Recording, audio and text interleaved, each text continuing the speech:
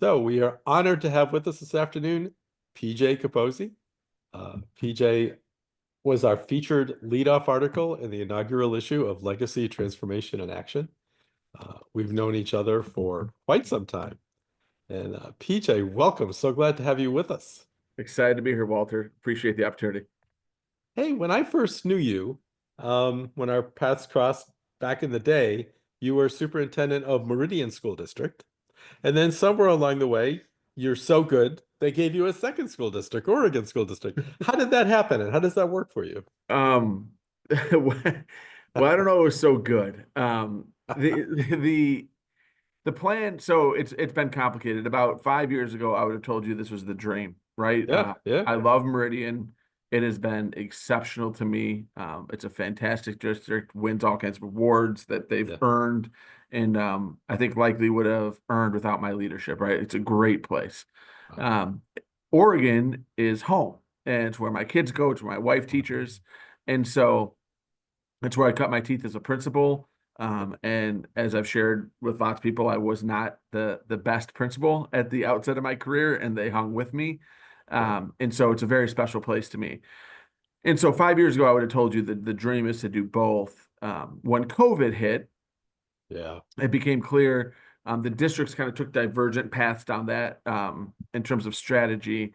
It was kind of clear like it'd be really hard to be in charge of two districts, particularly if there was different ideologies or philosophies that govern some of the decisions. And so um, it became apparent that the Oregon superintendent would be retiring, and I would have to either consider trying to secure the Oregon job or maintain the Meridian job. I wasn't going to be able to do both. And it took a ton of soul searching, but I decided I was ready for another challenge and I was going to move over to Oregon. And we had this beautiful plan on paper, like presented on it at conferences and wrote journal articles about how beautiful this transition plan was in both districts. right. And about May of last year, my successor ran into some personal issues in Meridian, and it came, hey, do we post in May and see what we can get at the very end of the hiring cycle, or Yeah, can you stay on for one more year and help us out? And yeah, so, very graciously, the Oregon board gave me permission to stay on for one more year, yeah, and so for 1 year, we're doing both. But it is not sustainable. Not if you want to do it well. no, I don't think it's sustainable. So this year has been a lot of hours and uh, a real challenge. It's been an incredible learning experience, but I am ready to get back to one district next year for sure. Oh, I hear you. I can't even imagine. And honestly, if anybody was up to the task, it would be you. But it sounds like beyond human capability to, as you said, to do it well. Yeah, the volume is just the volume. I mean, Yeah, so Meridian is in a really great space, and we've done a ton of work over 12 years, and on a daily basis, um, and I believe this sincerely, like this isn't like just trying to sound humble. Like on a daily basis, I'm the least important person in the district to its daily operation. Like if there's a custodian or a food service worker or teacher, whoever it is missing, the kids in the community feel that more than if they miss me. And that's a result of a decade of hard work to make things kind of operate. But um, so Meridian just kind of runs, um, but there's still the volume. So I yeah, always kind of like between 4 and 6:30 a.m. and 4 and 6:30 p.m. is kind of Meridian, and then 6:30 to 4 is kind of Oregon, and then like tonight's a board meeting night in Meridian. So then obviously we're going to extend into the late hours, but that's yeah, kind of been the setup, and it's I think both districts are happy. I'm surviving. I'm yeah. still married, so so far so good. I hear you. Well, you're obviously doing many things right. You were the Illinois State Superintendent of the Year and a finalist for National Superintendent of the Year. Talk about that and how that all played out and what kind of a ride that was. Right is the right word. It's a really interesting process once you get to the national level. So, state level, the way it works in Oregon is that I think we have like 22, 26 regions of the state. Every year they pick a superintendent of the year for the region that kind Mhm. of gets tossed into the hat for the state superintendent. And strangely, the year that I won state superintendent of the year, I was not our regional superintendent of the year. Huh. There was a handful of us that were nominated for the regional superintendent of the year. I had nominated everyone that was nominated besides me. And so they called and said, do you want to do this, or do you want to let the people that you nominated, kind of go? And so I was like, no, I want to let the people I nominated, because I had been honored with that recognition a couple times previously. And Yeah. they're like, we'd still like you to fill out the form for the state, even if you don't do the region. It's not a requirement. It just is kind of how it typically goes. Okay. So I just did that day, like Yeah. and filled out the form and linked all the stuff. And one of the benefits of doing the speaking and the consulting and stuff, like a lot of that bio stuff that other people have to compile and find the links, like I just have a folder of that stuff. So I threw it all in, and Yeah. then I honestly didn't think about it much. And I was given a speech in Texas, and I was about to get on my airplane back, and a number from Springfield kept calling. And it didn't show up as spam, but it didn't show up with the number saved either. So I was like, ah. And so about the Yeah. third time they called, I picked up and I kind of got the news. And I would have told you, like, at the moment, like, because it really wasn't on my mind. Like, it was not something I was pursuing, Yeah. but I got choked up Wow. when I got the news. Like, it was um, it was a profound moment to feel kind of recognized, I guess, for the effort that was put in place. And so Yeah. once you get past the state level, the national application. So Illinois is one of the few states where the state level application isn't just the national level application. So in most places, it's just click button send. Right. So for me, it was a whole different thing, and like we had like a week to do it. So it was a big process to go for the national award. But then when you get to the finalists for the nationals, they bring you in with the other finalists, and you kind of like it feels like a reality show in a way, man, because you're together for like 2 consecutive days. You do Wow. interviews together, you do guest spots together, you do press conferences together, you do dinners Yeah. together, you go Yeah. grab your workout together. Like, and it's the coolest part is, I mean, literally on Thanksgiving, the four of us were still texting now a couple years down the road. So you Right. form like a very kindred um, bond with the Yes. people you go through it with. So it was really cool. Um, and I mean this sincerely. The person who should have won the National Super of the Year that year won it. Yeah. To the point where like when we're catching a cab together to the plane, I'm like, congratulations. He's like, what do you mean? I'm like, because you don't know for a couple months. I'm like I just went through all the same things you went through. Like you are going to win this and you should win it. And so Kevin's a wonderful guy, great leader, wonderful Yeah. district. So but it was a heck of a ride. Absolutely. I'm sure a blur. Um, so when you submitted this article, and it's just so beautifully written, I just love your style. It comes across like you're coaching us, and I know you're very in tune with athletics. And how does that inform your orientation when you're talking about a leadership mindset and positivity and being champions and cheerleaders at a time like this in education? Yeah, I think a lot the most pivotal moment in my educational career was my first year as a principal. Hmm. And it's because I was bad. Like so like I was a pretty good teacher, but not because I knew what I was doing, but just because I cared and loved kids enough that it ended up okay. Like Yeah. Yeah. and then as an assistant principal, I worked hard. So a lot of times as an assistant principal, if you work hard, that's good enough, right? And Hmm. then I get my own building at 27, and I was outmatched. Like Yeah. I was just overmatched. Yeah. And I would have not ever said this, but in hindsight, like I kind of viewed my job as a leader to fix people and processes and things, Right. um, which is like relatively inhumane, like if you think about it, right? But like I'm sincerely, that's where I was because Yeah. at that stage of my career, like everything I had ever led or been a captain of, whether it be a sports team or student council or my fraternity or the university or whatever the thing was, like pretty much leadership was, can you get stuff done? Like, Right. can you be the grinder that gets stuff done? It wasn't about like influencing hearts and minds and creating sustained transformational change within human beings. So I couldn't have even said those words to you when I first became a principal. And so Wow. um kind of learning by getting my butt kicked. Right. Um changed everything for me in terms of philosophy. So I view my job right now as like I get the ability, like I get paid to try to grow humans. Like, and it's the coolest thing in the world, right? Like it's Yeah. like I'm pretty pumped up every day to go to work. Yeah. Like Yeah. even yet, like yesterday was a terrible day. I got my butt kicked in 14 different meetings. Like people, Right. there's a big community issue going on, whatever else. I'm still pretty fired up today, right? Like Yeah. we get this Yeah. awesome opportunity every single day. And so when I write, I try to do the same. Like I just want to pass on that same type of energy to people is like, hey, we get this opportunity, we get this chance. Let's try to make, a net positive for whoever's reading it, right? Like Yeah. uh, when I go to keynotes or when I go to professional development or when I read, even the people that I love to consume their content the most, I'm probably really touched and moved and thoughtful about maybe 10% about of what they. So I know that when I write something, it's not like everybody that reads it's going to have this massive epiphany and like change. But Yeah.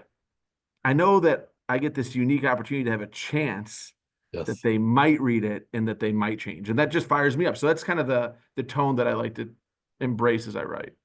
It certainly comes through. And it's such a rare gift because so many of us, when we're writing, it can get didactic. We may err more on being researchy and trying to sound like we belong in an ivory tower. But you're so authentic. The way your voice comes through, it's just very genuine. Well, it's Um, interesting because my wife's an English teacher, and she would tell ooh. you that I should be much more academic and grammatically correct in things in my writing. So it's interesting because when I ask her to help proof in things like it's like, look, don't change the voice. It doesn't have to be perfect in terms of English structure. I just need to Yeah. make sure that I didn't say ain't, right? Like let's go through. I didn't cuss. So, Well, spoken like a true English teacher. yep. Um, but honestly, we need you the way you come across. If you were more worried and preoccupied with that, we would lose some of that energy and some of that spark that you give. And when you wrote this article, it was before the election. And, so many of us didn't see that coming. And the challenges and the changes that are coming for education now since November 5th couldn't have even fathomed until it's now playing out. How do you see that challenge just as an educator? Um, on the one hand, there's this sense of fear and foreboding is what's about to play out. But on the other hand, maybe the disruption gives us opportunities to bring change and to bring innovation and to make changes that we haven't been able to make with everything, the bureaucracy intact the way it has been. How do you look at all that? Um, Easy question. I know. yeah, Yeah. yeah, not Softball. dangerous at all. Yeah. No, no. No, like I'm in an 85% red county. Thanks for asking me that, Walter. No, Hey, so sorry. no, I'm just kidding. I think that the way I look at so this is so again another very pivotal learning moment for me Yeah. when Trump was elected in 16. Yes. That next morning, Wednesday mornings are our leadership team meetings, and I I was surprised in 16, like very Oh, surprised. yeah. Um, It's like we deja got around the vu. table and I had people that were celebrating and I had people that were literally crying. Yeah. And I was like, and at that moment, the human aspect of it Yeah. and the impact and the trickle down celebration and the trickle down fear and the Yeah. judgment based on who and how you voted. Yeah. For me, it became like a dramatic leadership issue before it became an education issue to the point where like we had issues where people almost came to blows in the faculty lounge, right? Over this, like this, Yeah. that's how Yeah. profound of an impact that happened. So when 24 rolls around and it's a similar outcome, I felt much better prepared for the Good. human aspect of it and the volatility of emotions that would follow. The thing that I think I've grown in terms of understanding that is that everybody votes for a reason. Yeah. And whatever that reason is, we should work hard to understand. Yeah. Right. And so that's the message that I've given my team. So that's the first thing that the election brought forward for me is to like, hey, let's take a moment to deploy some empathy Yeah. because just because someone didn't vote the way you did doesn't make them whatever pejorative you want to use in either direction, Right. right? Like it just Right. makes them a human being that might have a different issue that means more to them than Yep. anything else, and they voted in accordance with it. And they can Right. still be a good human being. Like, and I believe that, right? Like I know there's Yes. people on both sides that think like there's no way somebody could be a smart, intelligent Right. patriot if they voted left. And I know there's people that being like nobody could possibly love everybody and have a kind heart if they voted right. Like I just don't believe. Exactly. I believe like the vast majority of America are centrists, and Yes. that if we come together, we could do really incredible things. So that's on the human side. And the Yeah. actual tangible side, um, I think where I am personally at right now is more Mhm. curious than anything, because Okay. you can read the tea leaves and you can try to project what this is going to look like.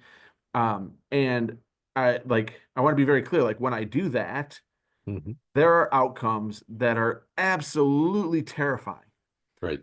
And there are outcomes that are absolutely exhilarating as well. Yeah. If the money still flows through and we can still support special needs and there's less bureaucracy and there's more Yeah. like, and all of a sudden like so um at this point I get reminded Bill Burr is a comedian and he's off color in a lot of places, so I'm not Yep. saying that everyone needs to like Bill Burr, but he's got Yeah. this reel that goes around and it says something to the effect of it's fine. Everything's going to be fine. And even if it's not going to be fine, wouldn't you rather go around enjoying your life until it's not fine? Then we'll deal with it then. Right. That's kind of how I'm dealing with this, right? Like Uh, everything's fine for now. Like, and when yeah. it's not fine, we'll develop a strategy. And if we can figure out how to turn the battleship around, um, in COVID in 10 days, we Right. can adjust to whatever the issues are that from a lack of or completely different looking Department of Education um, in due time as well. So I'm very curious. I'd be lying to you if part of it's not terrifying. Yeah. But I also see some scenarios where it turns out to be awesome. Like I wouldn't do it this way, right? Like, but like I see some scenarios that Right. turn out that it could be really cool too. So Yeah. I know it's a pretty non-answer, but that's honestly where I'm at. I think you hit the nail on the head on 2 points. Number one, as leaders, we have to feel good enough about ourselves that even though we can't anticipate what the future holds, that we'll be able to navigate it when we get there. To sit in fear and to be anticipating out of anxiety gets you nowhere. So number one, feeling confident enough in yourself as a leader from wherever you lead, that's kind of key to be able to navigate this. But then the other piece, and you just blow me away because I've been working this through in my own head and coming to the same conclusion.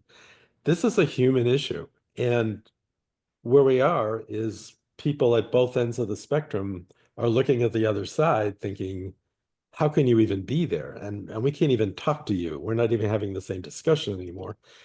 We've got to mend that. We've got to get back together because I do believe you're exactly right. From everywhere I've traveled in this country, people are good, people are willing to help, people look for the best in each other. And to be able to come together, especially around something as essential as education and get past this polarization is going to be the key to it all. I mean, that is how we got to where we are, is people are so convinced that the other side can't be talked to and that you're either in one camp or the other. And just beautiful the way you expressed it. Yeah, I mean, I think we in my leadership team meeting this morning, I showed a handful of different short videos, and some of which I deeply believed in, and some of which I deeply disagreed with. And I just said I wanted to show them because they made me think, not because they are what I think. And I think what happens, and I think part of this is, um, and like social media has buoyed my career in a million ways. So I'm never Yeah. gonna sit here and be like, oh, social media is like social media has made me $1 million, right? Like so, like I'm not Yeah. gonna complain about social media, right? But No, no. um it's brilliant, right? Like, and you go Yeah, down algorithms, and the algorithms feed what your preconceived notions are, right? Like exactly. by design. And so Yep. my whole point in sharing the information today was like, I just encourage us to intentionally consume content that Yeah. we disagree with, so that Yes. we have to do the mental work to wrestle with it. From Yes. a leadership perspective, we have to wrestle with things that we don't think, so that we can either deepen how we already think and turn those thoughts into beliefs, Yep. or consider the fact that we might be wrong. Yes. And like I'm wrong all the time, and I think Yeah. all the time, and there's things that I've moved dramatically on, and there's things that I've inched over, and there's things that I'm like, no, like I'm pretty sure I'm right on this one, right? Like, but Yep. we should constantly be considering, like, just consider Yeah. you might be wrong. And that most of the things that I consider that I'm absolutely right on Yeah. are also arbitrary. Yeah. And so like Right. the knowing that to me helps me to wrestle with all of these concepts because when we're working, like again, we're leaders of humans and they're Yes. going to believe different things. And if I am so dogmatic in my belief that I can't even have a conversation with you, there's no way I'm going to be able to influence your hearts and minds on other things that we can better serve kids together. Amen. Well, so well said. Um, so here you are at this point in your career and the successes we've discussed and the challenges and opportunities that are present we've just covered. How do you think about the rest of your career? Are you content going to the finish line in superintendencies? Do you think about becoming a collegiate professor? Do you think about going off in consulting? What do you entertain in your mind with all the possibilities? So I kind of kid when I give the most common talk I give is on time management.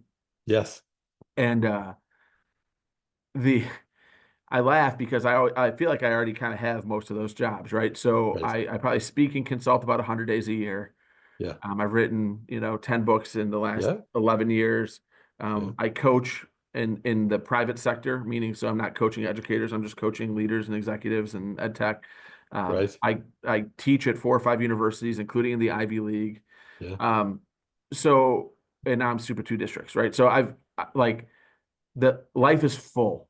Like life is very full. On top of having 4 kids and like yeah. at least on my side, a happy marriage, right? Like hopefully she would say it's happy too, right? Um, so the what I tell my kids now, because I've got 19 and 18, Mhm. or soon to be 19 and 18, Yeah, actually 18 and 17, but freshmen in college and seniors. So in my head, they just already um, gained a year. But yep, what I always tell them is like, what I want you to have in 5 years is I don't care if you have a six-figure job. I don't care if you have debt. I don't care if you're married. Like, I want you to have options. Like my yes, job as a father is to create conditions of which you have options of which to go through. yeah, So as I look at the rest of my career, that's what I want. Like, and in fact, like going back to the social media comment I made before, yeah, when social media kind of first came and I was putting myself out there a lot and I was and Walter, you know me for a while, like I'm not shy with my opinions. no, I was putting some opinions out there yeah, and my wife at one point said, what are you doing? Like you might get fired for this. Like, what is going on? I'm like, if I get fired, I'm just gonna get a raise. Like I've got that right, irrational confidence of like right. things are going, but I told her, I'm like, I'm going to try to make a name for myself so that I never have to apply for another job. Right. Like that if people are going to come to seek me out to work for them. Uh, Yes, and so that's been my mindset since I've been about 29 years old. Like I am never gonna have to apply for another job. yeah, And so when I look at the rest of the career, that's kind of what I want to do. I want to continue to be successful enough and have a good enough impact yeah, that I've got lots of options and that I can yep, say no when appropriate, and I can say yes when something um, is beneficial to me. And like I'm thankful that I'm getting to the point in my career where um, the beneficial isn't just monetary, right? Like there's a stage where like yeah, like I'd love to tell you like everything's altruistic, but money's good. Like money's a thing, oh right? yeah, oh yeah, But I'm think like we're getting to a stage now where it's can I make a difference? Is this going to positively impact things? yeah, If not, like, and I think we've talked about this before, Walter. Like I'm pretty legacy driven yes, from the standpoint of not that because when you hear legacy, a lot of times it feels like ego. true, For me, I've had cancer 3 different times. man, So when I started writing, a lot of it was because I had young children. yeah, And if you don't trust that you're going to live long enough for your kids to get to know you, that's yes, why I started creating a bunch of content, is so that if I wasn't here, my kids could get to know me.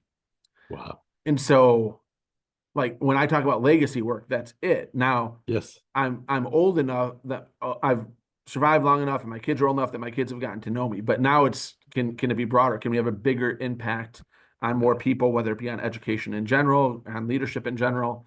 And so when I think about the next stages of the career, that's it. Like, where can I have impact and kind of create legacy? And kind of let the journey show you the way, see Yeah. where the doors open and where the impact is. Love it. Well, it's definitely working for you, and we all benefit following you in your journey. And I can't thank you enough for making time, both for the article and to share of yourself on the interview today. This just means the world to us. And looking forward to continuing following you and seeing where the journey leads you next.